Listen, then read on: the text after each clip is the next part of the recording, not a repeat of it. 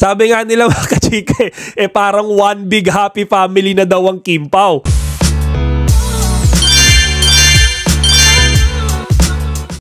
Magandang araw mga kachika, Rigel po ulit ang inyong Chika Patrol.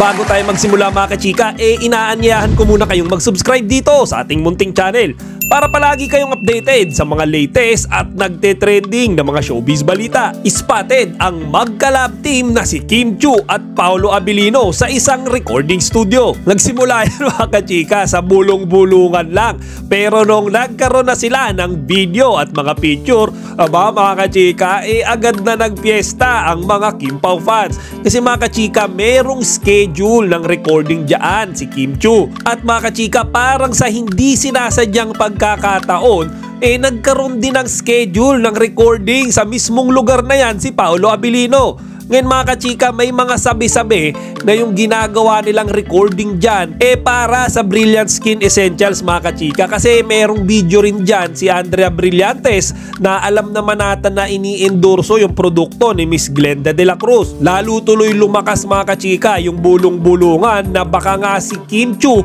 yung tinutukoy ni Miss Glenda na bagong magiging endorser ng Brilliant Skin.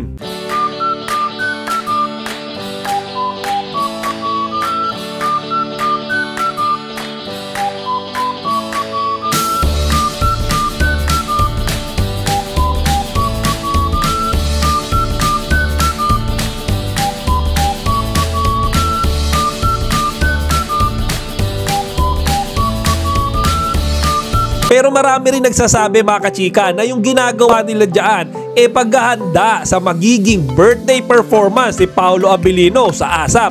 Kasi mga kachika, di ba birthday month ngayon ni Paolo?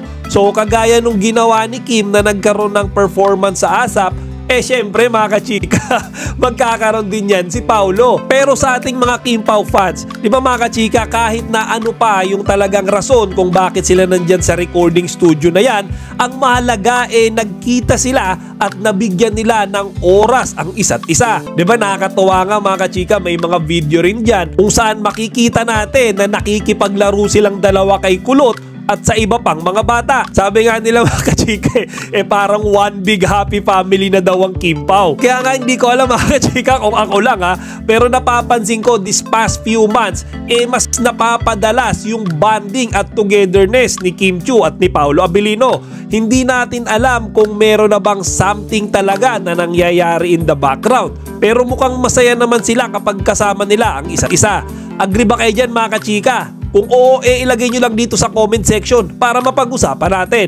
Chika Patrol signing out!